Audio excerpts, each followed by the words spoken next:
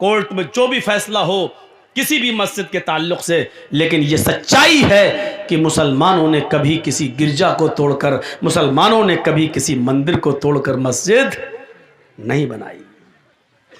بابری مسجد اور رام جنم بھومی کا فیصلہ جو بھی ہوا ہو الگ بات ہے، لیکن الحمدللہ ثم الحمدللہ اس جج نے فیصلہ سنایا ضرور، ایک پکش ہندو کو رام جنم بھومی کی جگہ یا مسجد کی جگہ اس کو دی ضرور، لیکن اپنے فیصلے میں یہ بھی اس نے اقرار کیا ہے کہ ہندو لوگ کہتے ہیں مندر توڑ کر مسجد بنائی گئی ہے، لہٰذا ہندو اس بات کو ثابت نہیں کر پائے کہ مسلمانوں نے اس جگہ کبھی مندر توڑ کر مسجد بنائی ہے، لہٰذا یہاں شروع سے مسجد تھی، 1949 تک اس میں نماز پڑھی جاتی تھی۔ مندر توڑ کر مسجد کا بنانا ہندو پکش کی طرف سے ثابت نہیں ہو سکا۔ الحمدللہ تم نے جو بھی زمین جس کو دی وہ تم جانو، قیامت کے دن تمہیں اس کا جواب دینا ہوگا، لیکن اس بات کی مجھے خوشی ہے کہ تم نے اپنے فیصلے میں یہ کہا ہے کہ مندر توڑ کر مسجد بنانا ہندو ثابت نہیں کر پائے ہیں، اور ہم بھی یہی کہتے ہیں کہ بابری مسجد کی جگہ پر پہلے کوئی مندر نہیں تھا، اور کسی نے بھی وہاں مسجد بنائی ہے تو مندر توڑ کر مسجد نہیں بنائی گئی ہے، کیونکہ ہم مسلمانوں کا عقیدہ ہے کہ مندر توڑ کر اگر کسی کی زمین پر ناجائز قبضہ کر کے یا مندر توڑ کر مسجد بنائی جائے تو وہاں ہماری نماز ہو ہی نہیں سکتی ہے۔ یہ ہماری تعلیم ہے، یہ ہمارا عقیدہ ہے، یہ ہماری بنیاد ہے، یہ ہمارے اصول ہیں، یہ ہمارے ضابطے ہیں۔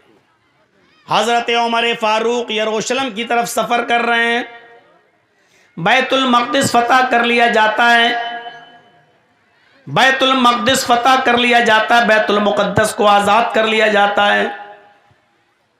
لوگوں نے ان کو بلایا، امیر المومنین آئیے، ایک بار آپ بیت المقدس میں آ جائیے اور دیکھ لیجئے، اور بیت المقدس کا نظام بنا جائیے، 2 رکعت نماز پڑھا دیجئے۔ حضرت عمر کو بڑی خوشی ہوئی کہ آج بیت المقدس کو آزاد کر لیا گیا ہے۔ حضرت عمر فاروق بیت المقدس کی طرف جا رہے ہیں اپنے چند ساتھیوں کے ساتھ۔ راستے میں یروشلم پڑتا ہے، جب یروشلم سے گزر رہے تھے تو وہاں عیسائیوں کی ایک بستی تھی، اس عیسائیوں کی ایک بستی سے گزر رہے تھے، وہیں اذان کا وقت ہو جاتا ہے۔ اسی بستی کے اندر عیسائیوں کا ایک گرجا تھا جس میں عیسائی عبادت کرتے تھے۔ حضرت عمر فاروق کے ایک ساتھی نے اذان دی، حضرت عمر فاروق رضی اللہ تعالیٰ عنہ کے ایک ساتھی نے جب اذان دی تو حضرت عمر فاروق نے سارے صحابہ سے کہا تم وضو بنا لو۔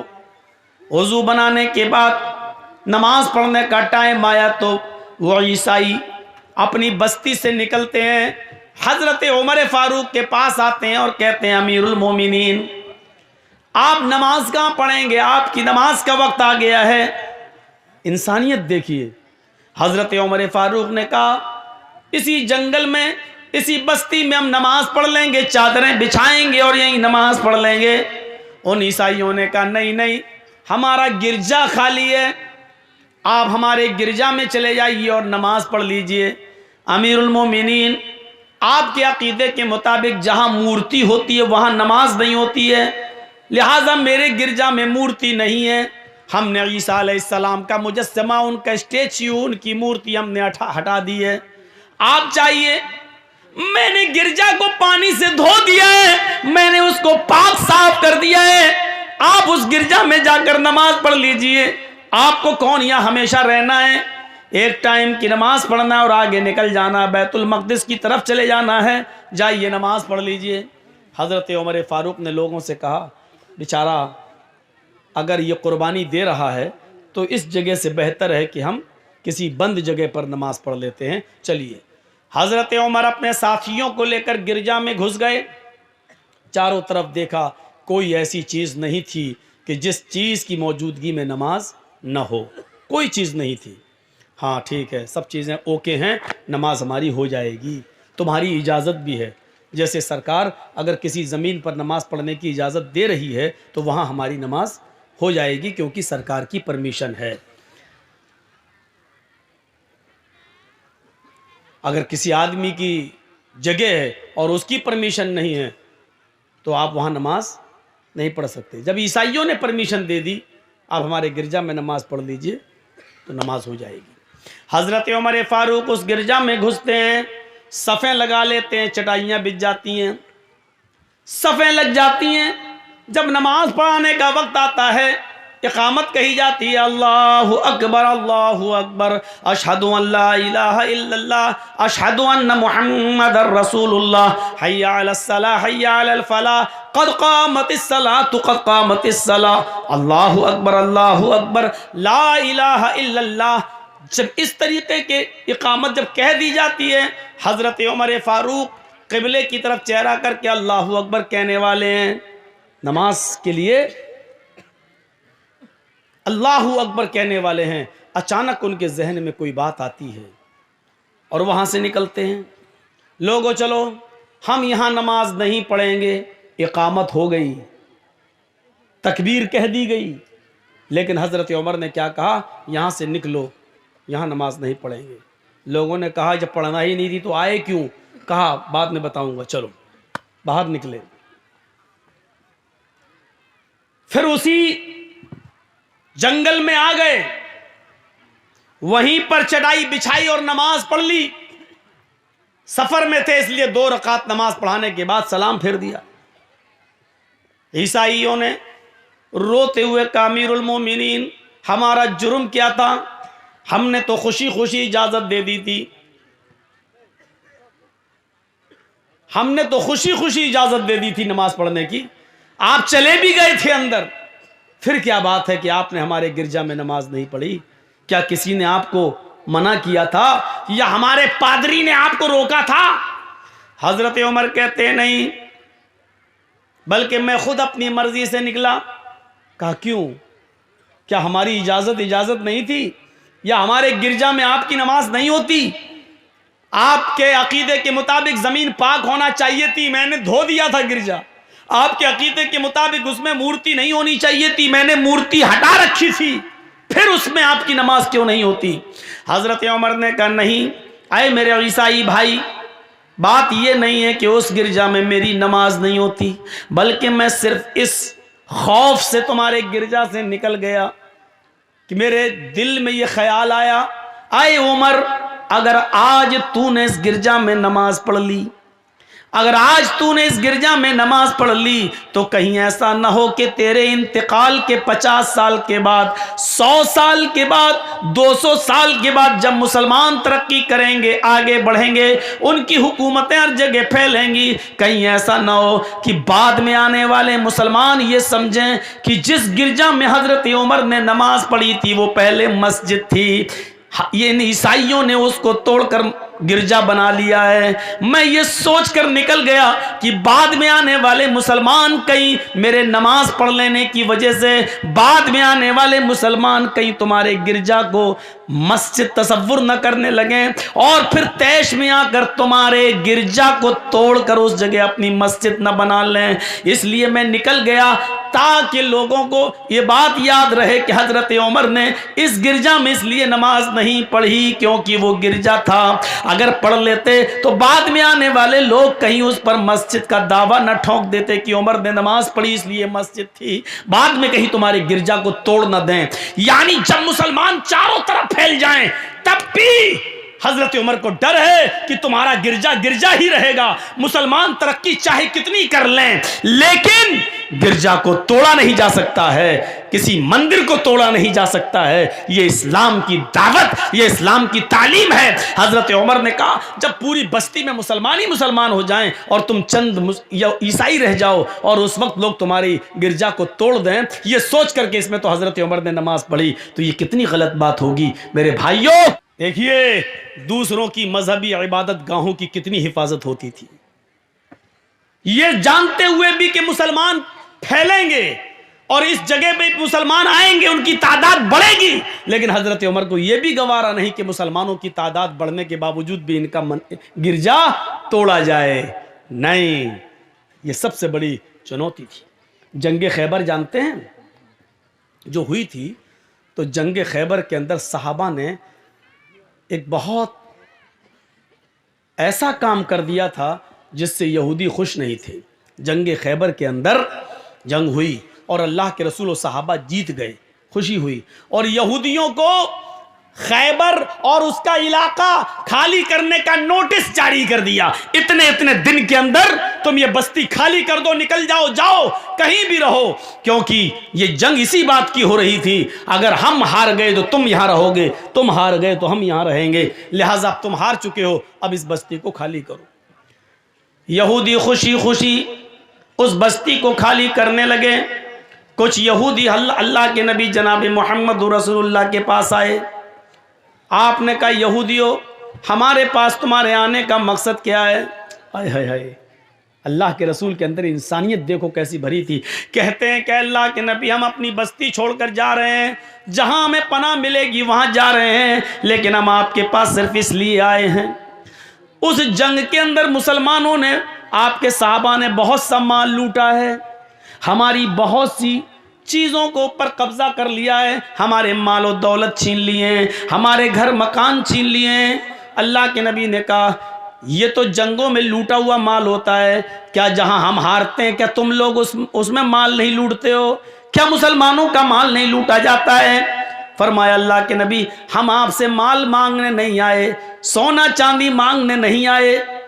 آپ نے جنگ جیتی ہے اور صحابہ نے جنگ جیتی ہے, ہمارا مال رکھ لیجئے, دولت رکھ لیجئے, زمین رکھ لیجئے, مجھے کوئی سروکار نہیں ہے, میں ان تمام چیزوں کو چھوڑ رہا ہوں. لیکن آپ کے صحابیوں نے, آپ کے ساتھیوں نے اس جنگ کے اندر جو مال لوٹا اس میں ہمارے تورات کے نسخے بھی ہیں, جو ہماری مذہبی کتاب ہے جو موسیٰ علیہ السلام پر نازل ہوئی تھی, انہوں نے ہماری کتابیں بھی لے رکھی ہیں, انہوں نے تورات بھی اپنے پاس رکھ لی ہے, تورات بھی ہم سے چھین لی ہے. تو گھر کا جب سارا سامان لوٹا گیا تو اس میں ہمارے گھر کی کتابیں, تورات جو ہم آسمانی کتاب مانتے جو موسیٰ پر نازل ہوئی, انہوں نے ہماری ان کتابوں کو, اس تورات کو بھی لے رکھا ہے. ہم چاہتے ہیں کہ ہمیں ہماری کتاب مل جائے, ہم چاہتے ہیں کہ ہمیں ہماری تورات مل جائے, تاکہ ہم جس جگہ بھی جائیں تو ہم تورات کی تلاوت کر سکیں. اللہ کے نبی نے سارے صحابہ کو بلایا اور بلانے کے بعد کہا خبردار, تم نے جو مال لوٹا ہے اس مال کو یہاں جمع کریے, اس مال کو یہاں اکٹھا کیجئے, وہ سب مسلمانوں میں تقسیم کیا جائے گا, لیکن کسی کی مذہبی کتاب کو لوٹنے کا تمہیں کوئی حق نہیں ہے. تمہیں چاہیے کہ ان کے مال و دولت کو لوٹتے وقت جو ان کی کتاب تورات تمہارے پاس آئی ہے, ان کی ایک ایک کتاب تورات کو ان کے حوالے کر دیا جائے. یہ ان کی مذہبی کتاب ہے جو موسیٰ علیہ السلام پر نازل ہوئی ہے, ان کو اپنے عقیدے پر عمل کرنے کی اجازت ہے, ان کو اپنے موسیٰ کی لائی ہوئی شریعت پر عمل کی اجازت ہے. محمد رسول اللہ کی دشمنی ان کے ساتھ, ان کے مذہب کو لے کر نہیں, ان کے دین کو لے کر نہیں, ہماری وچار دھاراؤں کی لڑائی ہے, ہمارے خیالات کی لڑائی ہے, ان کی مذہبی لڑائی نہیں ہے. انہوں نے ہمیں ستایا تھا, ہمارے صحابہ کو تنگ کیا تھا, اس لیے یہ جنگ ہم نے کی تھی, ورنہ ہم کسی کو ان کی مذہبی عبادت سے نہیں روکتے ہیں. لہٰذا ان کی کتابیں واپس کر دو. انسانیت کا ایسا ثبوت پیش کیا اللہ کے رسول نے کہ لوٹا ہوا مال تو آپ نے نہیں دیا کیونکہ وہ مال غنیمت ہے, لیکن اس میں جو کتابیں, جو تورات اللہ کے نبی کے صحابہ کے پاس تھی, وہ ایک ایک کر کے واپس کروا دی. اور ان یہودیوں نے کہا کہ ہم نے آپ سے اچھا انصاف کرنے والا آج تک کسی کو دیکھا نہیں ہے. شکریہ اے اللہ کے رسول, آپ نے ہماری کتابوں کو ہمیں واپس کر دیا ہے. یہاں سے ہم اندازہ لگا سکتے ہیں میرے بھائیوں, میرے دوستوں, کہ انسانیت کس چیز کا نام ہے. یہاں تو ایک سمودائے اگر ہمارا قرآن اس کو مل جاتا ہے تو اس کو جلاتا ہے. ایک سمودائے ترپورہ کے اندر دیکھ لیجئے کس طریقے سے اس کو موقع ملا تو اس نے ہماری عبادت گاہوں کو جلایا ہے, ہماری مسجدوں کو جلایا ہے, قرآن جلا دیا ہے. میرے پیارے ساتھیوں, اسلام کی شکشا یہ ہے کہ تم کسی کی عبادت گاہ پر حملہ نہ کرو, تم کسی کی عبادت گاہ مت توڑو. کسی کی عبادت گاہ کو توڑ کر تم اس جگہ مسجد نہیں بنا سکتے, اور بناتے ہو تو وہاں تمہاری نماز نہیں ہوگی. حرام ہے تمہارے لیے ایسا کرنا, اور تم کسی کی مذہبی کتاب نہیں جلا سکتے ہو. میرے بھائیوں, صحابہ کرام نے کسی کی مذہبی کتاب جلائی نہیں ہے. اگر لوٹ لیا تھا تو ان کو ان کی مذہبی کتاب واپس کرنا پڑی. یہ اسلام کہتا ہے. ذرا ہم اپنے بھارت کا جائزہ لیں کہ ہم کہاں جا رہے ہیں.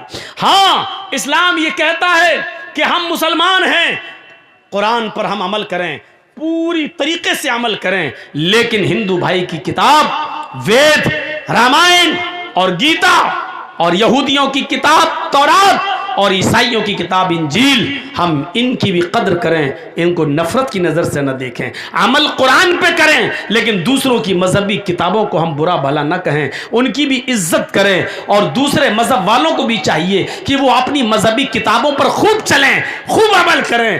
جس طریقے سے ہمیں یہ جائز نہیں ہے کہ ہم گیتا اور رامائن، وید اور پرانوں سے نفرت کریں اور ان کو پھاڑیں، اسی طریقے سے ان کو بھی اس بات کی پرمیشن نہیں ہے کہ وہ ہمارے قرآن کو جلائیں۔